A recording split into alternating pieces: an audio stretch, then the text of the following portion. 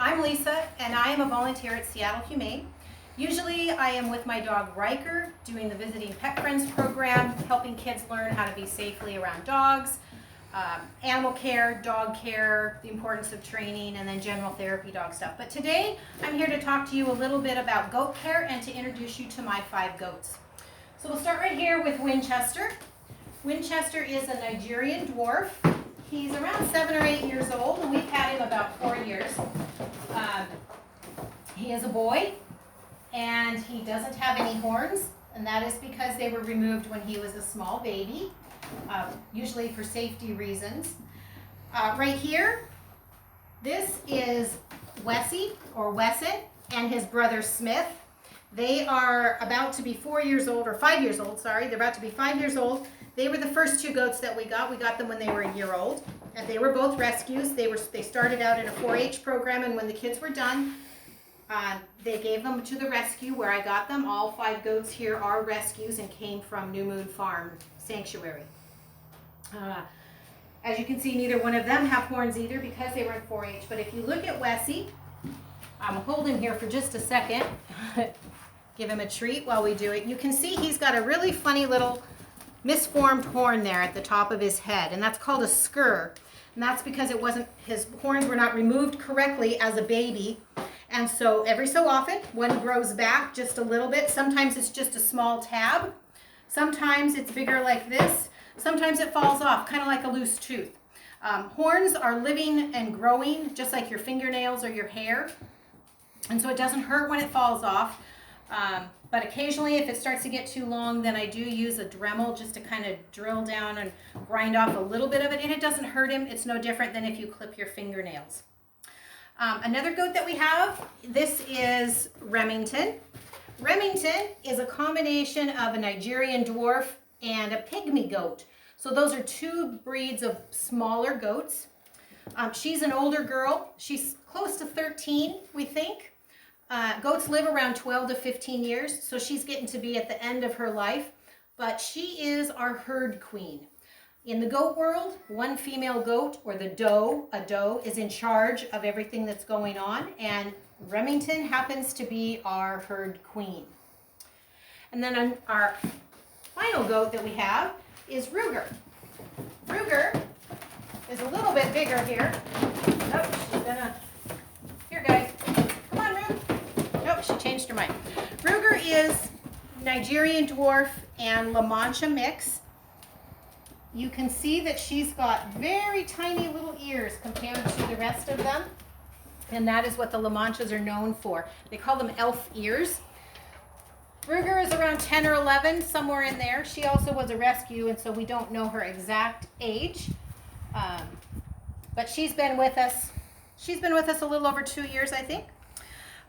Goats are very smart and very curious. They like to stay busy and they like to climb. So you can see here in the barn, they have lots of shelves that they jump on freely.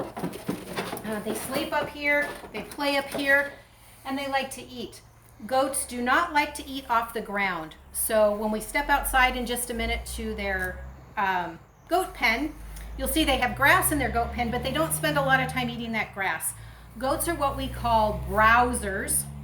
So they're more like deer and elk, where they nibble a little here, nibble a little there, and they like to eat up as opposed to on the ground.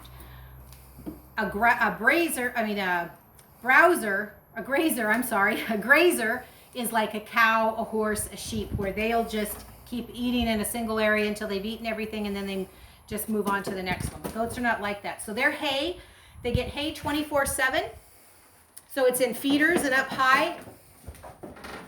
There's several feeding stations because they are very competitive for their food. So I put food out in 5 or 6 different places for them, so just to make sure that we don't have any arguments.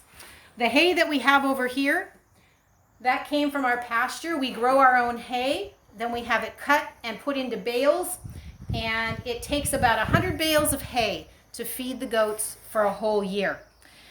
In addition to the food that they need for the year, they also need some general care. So things that we look for in goats, we're always checking their hair, their body condition.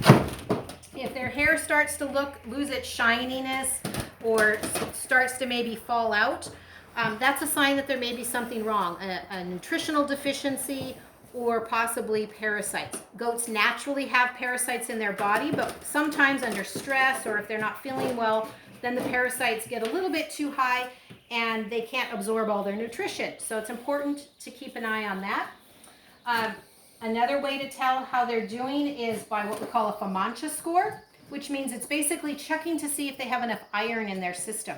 And the way they do that, I don't know if Smith is going to let me do it, but you can pull down their eyelid and you can see that inside his eyelid there it's pink, and that means that he is healthy. If his eyelid was very, very pale or white, that would be a sign that maybe he was becoming anemic and we would need to do some kind of treatment. Goats also need loose minerals. The ground here in the Pacific Northwest is mineral deficient in some areas. It doesn't have enough selenium, enough copper, enough iron, enough zinc. So they need loose minerals available to them all of the time. And so I give them loose minerals in a little container that's available to them always. And basically it's just a combination of some salt with the minerals included. And they'll eat it when they need to. There's also some baking soda here. Baking soda is a natural antacid, and sometimes when goats eat something that they're not necessarily supposed to eat, they will self-medicate with the antacid to help their stomach feel better and remove the bloat. All right, we have to keep the goats entertained. So let's take a step outside and take a look at their enclosure that they get to play in all day long. So they have quite a big area to play in, things to climb on, things to scratch on. They love to scratch on their sides. In the late fall and early winter, they build up an underlayer in their hair called cashmere. And then in the spring, they need to scratch that cashmere off. None of them really have any cashmere on them right now. Every once in a while, I find a little tuft here and there, but I think for the most part, they're pretty scratched off. So we'll take a quick little walk around here. They're very fond of evergreen branches, fir trees, cedar trees. They like alder. They like blackberry branches. There's a myth that goats like to eat everything. They don't like to eat everything. They're actually very picky, and they'll only eat certain things. So they'll eat the leaves off the blackberries, but they don't eat the blackberry branches. They avoid some weeds. You can see here, there's weeds growing, and they completely leave those alone. Maybe they don't taste good to them, but they won't eat them. They'll eat a little bit of the clover and a little bit of the grass, but for the most part, they prefer to eat their hay and not eat other things. But the Christmas trees, those were someone's trees that they gave to us, and they ate all the branches and the bark off of them, and now they like to scratch against them. We have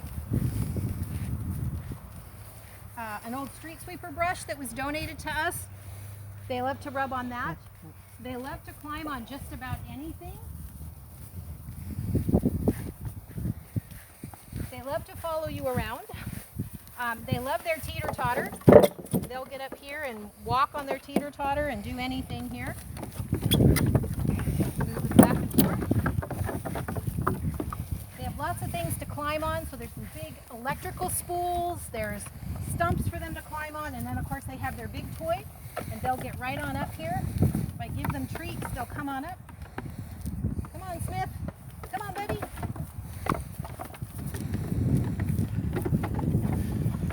They love to jump. The boys do more jumping than the girls. Remington being so small and being pygmy, she's got shorter legs, so it's harder for her to jump up high. They're very food motivated, so they're very trainable as well. So they do learn to do some tricks. They like to play with these bells. So every once in a while I'll find them out here ringing the bells, and they like to do that. They love to be brushed, which is part of their general care. Wessie will stand still forever while I brush him because he just really loves it. Winchester is still learning about brushing. I don't think he was brushed much when he was younger.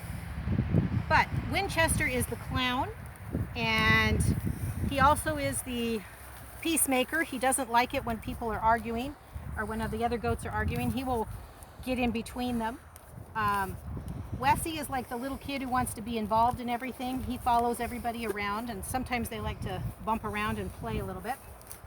Smith, he's kind of like the smart guy. He stays back and watches what's going on and then likes to be the boss.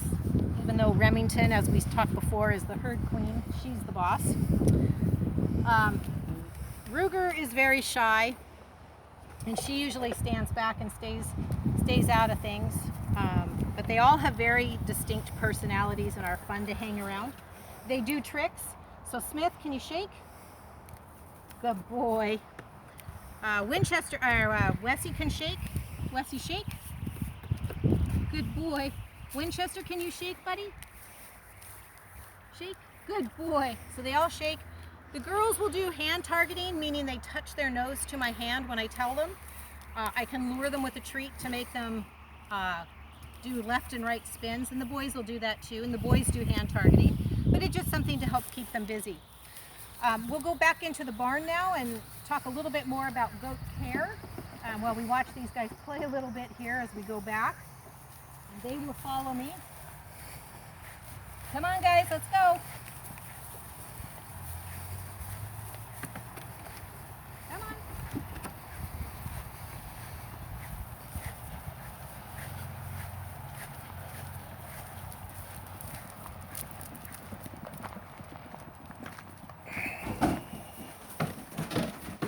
All right. I'm going to grab a couple tools here.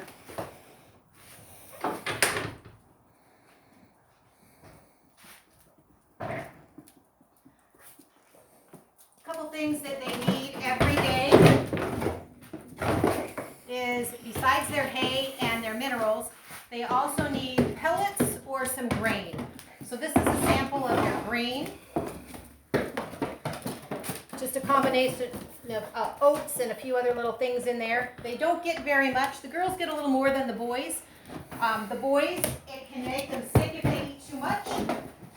So we're very careful. Hoof trimming. We do hoof trimming about every 6 to 8 weeks. I use a hoof pick. This helps me get all of the dirt and little bits and rocks and things that might get inside their hooves. And then I use a pair of hoof trimmers, which kind of look like rose clippers. It just cuts the hoof just a little bit at a time. And we'll take a look at their hoof in just a second here. Their hoof grows continuously just like your fingernails and hair, just like their horns as well. So they do need to be trimmed. If we don't trim them, their hooves would get really long. It would be really dangerous. It would be hard for them to climb, and it could actually hurt their feet because it would change the way that they walk. The other thing that we use for goat care is a stethoscope. And this is not to listen to their heart, or not only to listen to their heart, because we can do that, but we want to listen to their gut sounds. Goats have 4 chambers to their stomach. The main chamber being the rumen, which is on the left side of the goat, and it makes noise about every 1 to 2 minutes. That means they have the right balance of bacteria in their gut to process the food, because goats eat the food and then they cough it back up, chew it, and it's called chewing their cud. So that we have to make sure that they're staying healthy. If they're not making rumen sounds, then we know that they're not able to digest their food properly. And then we'll see if we can take a quick peek at somebody's foot here. Maybe Smith will let me look at his foot. Maybe our camera person can get over here. Let's see if we can get maybe Wessie to do it. We'll lift up Smith's foot. Let's see. This is the bottom of his foot. So you can see it's soft. Thanks, Wessie. Smith's foot is soft. And we just trim it flat each time. And then that makes it easy for him to walk. So I think that's everything that I wanted to tell you about the goats. They are prey animals. So since we have bobcat, cougar, coyotes, and bear in our area, every night the goats are brought into the barn. They sleep in here, sleep on their shelves.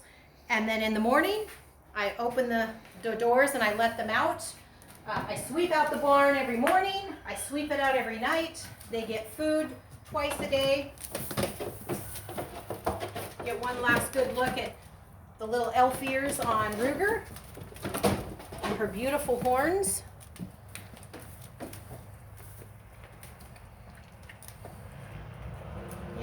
bit of Wessie's funny little horn that he's got. I call him my unicorn. Their horns do continuously grow and regulate their body temperature. I'm not sure if I said that before or not, but their horns are kind of important. And some people who have larger goats use them as pack animals. And in that case, they really do need their horns. But these guys are smaller goats, so they're not really meant to be pack animals. These are just pets because of the rescues. But people have goats for a variety of reasons, whether it's for dairy or for meat, for rescue pets, for helping clear out areas of lots of weeds and brush. Let's see if Winchester will do his bow real quick. Can you bow, buddy? Can you bow? Baby, there you go. Good boy. Good boy. All right. So thank you. I hope you learned a little bit about goats today. Have a nice day.